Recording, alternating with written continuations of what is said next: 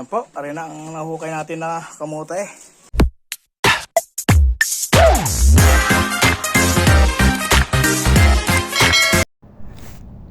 Po, isang mapagpalang araw po sa ating lahat, mga kaibigan, mga katrokes. Nandito naman po tayo sa ating taniman. Ngayon po ay bumibisita tayo dito upang makita natin. Dahil ngayon po ay nagpapahukay po ako ng kamote at marami pong tumutulong paghuhukay. At para makalabo na rin, ay di ka nga din, binabahagi naman ho aray.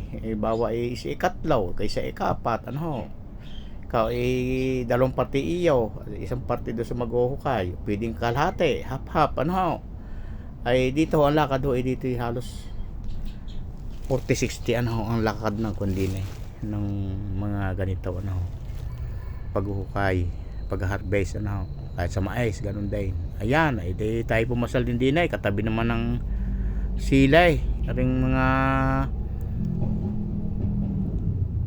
yung kamuti nating tinanim na ina-harvest ngayon ay katabi lang ho ng time na silay. Ay tinanim nyo, kahit naman ho ay mababang siling aray, ari ho ay medyo may edad na rin dahil nga po ay sobrang init, ari nabubuhay lamang sa talagang dilig. Umaga at hapon ho yan dinidilig. At may kaunti na rin ho yung abono. Ayan, tinanim nyo, yun nasa taas na yun yung mga kamutihan natin at naroon na rin ang mga naghuhukay. Gaya na rin, hindi ko mapigilan na ibahagi sa inyo na talaga pong basta po may pagsisikap na makatanim, magawa ng paraan natin para bumunga kahit po tag-araw. Ayan po, ginagamasan na rin para yung kaunting abono ay hindi makuha ng mga damo. Ayan, kita naman yung halos may bunga lahat ang ating silay na tire kung tawagin, yung labuyo, yung maanghang ho. Ngayon ito na, tayo paakyat na, medyo matarik. At yung ating mga sili na yan na hindi na po nakuha lahat ang bunga, yan namumula na.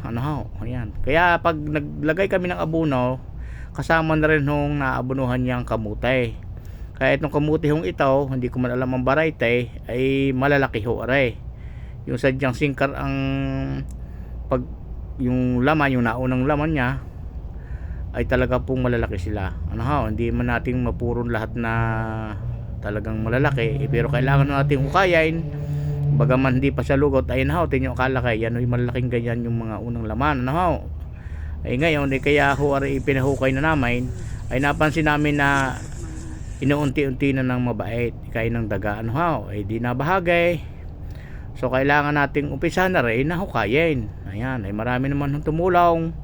At para ika nga di makalibre na rin ng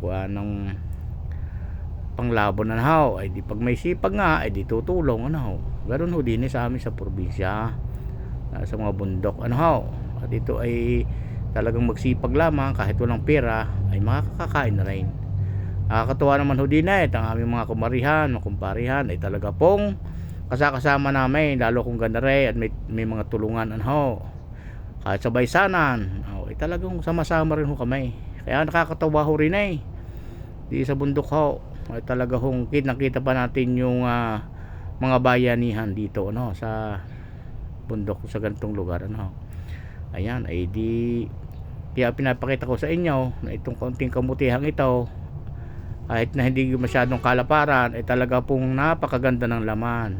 Ang kagandahan din ho din ay hindi ho nagkakaroon pa ng surot, dahil pag nagkaroon ng surot ay talaga ho kahit anong lalaki ng ating kamote ay hindi talaga ho makakain. Sayang ho ang ating hirap, pagod, gastos ay di kailangan naman tayo kahit sa ating pagpapagod ay makaranas tayo kahit papaano ay makabenta para naman sa ating pangkabuhayan, at may pambili naman tayo ng pang-araw-araw natin na konsumuhin sa ating pagtanim. Ayan, yung kain ng mga kapit asukal, bigas, ulam, ayan.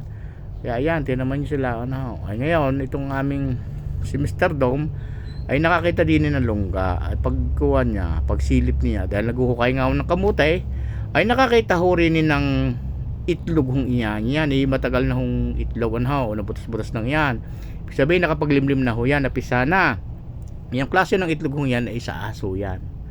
Ayan kita naman ninyo. Ayan may lungga. Ayan. Kaya ingat na ingat ho, at baka yan mamaya ay cobra ang nasa loob niyan. Okay lang kung ordinaryong ahas na walang kamandag, ayos lang ho. Kaya pag ganitong kainitan, tapos may ahas pang ganyan at kayo maapakan ninyo sa ganito, ay talaga pong delikado. Kaya doble ingat na rin ho. Dahil nga sa kamutihan, masukal ho yan. Talaga hong kailangan pag-ingatan ng ating mga sarili. Lalo na sa init ngayon, kailangan may sombrero, may jacket, kailangan may protect tayo sa ating katawan para makaiwas tayo sa sobrang init ng araw. At kailangan din may dala tayong tubig at tayo ay laging iinom para sa ganon hindi tayo ma-dehydrate. Dahil sobrang pagpapawis, bagaman mahangin dito, ay iba pa rin yung nakakainom ng maraming tubig. Yan ang aming mga kumarihan, mga kumparihan ay naandiyan po para sa aming samahan dito na talaga pong nagbubuklod at nagtutulong-tulong sa ganito sa bundok. Ayan, dito naman yung aking pinsan na talagang napakasipag din, at yan na siya nagtanim niyan ng kamutihong yan. Siya ang aking katulong dito, katuwang ko rito sa bundok. Ngayon wala dito si Mrs. at nasa Maynila nga, kaya nga aking pinapa harvest na huwari ay madar sa mga bata at iba maibenta na rin. Kaya nakakatuwa naman dahil nga po ang kamuting aray ay sila nang may sabay na ito talaga maganda laman at malalaki, marami rin laman kumbaga. Kaya nakakatuwa at sa ating pagpapagod ay nakikita natin itong ating mga pinaghirapan. Ayan, tingnan naman ninyo, yan ang ating anay, unti-unti na hinahakot din sa bahay, at yan ho ay may kasama hong mais din. Kaya makikita ninyo, ayan may mga puting mais na natuyo na rin. Ayan, nakasama na ho riyan. Yan ay pagka na ibatog, ibabad lang sa tubig bago medyo pa sasariwa-sariwain at tapos ibabatog. Ayos pa rin ho yan. Ito ang ating kamute. Ayan, medyo marami-rami din naman at ating dadalhin at ibibiyahin natin. Ayan, maraming salamat sa inyo sa walang sawang pagsubaybay sa amin sa pagbabahagi ng ganitong ginagawa namin sa mundo. Kung gusto niyo ang video na ito, like, subscribe, and click the ring. Click the notification bell or bell icon, Yeah. times para ma-notify po kayo Yes. sa mga susunod namin gagawin na videos. Thank you. Bye! Bye-bye.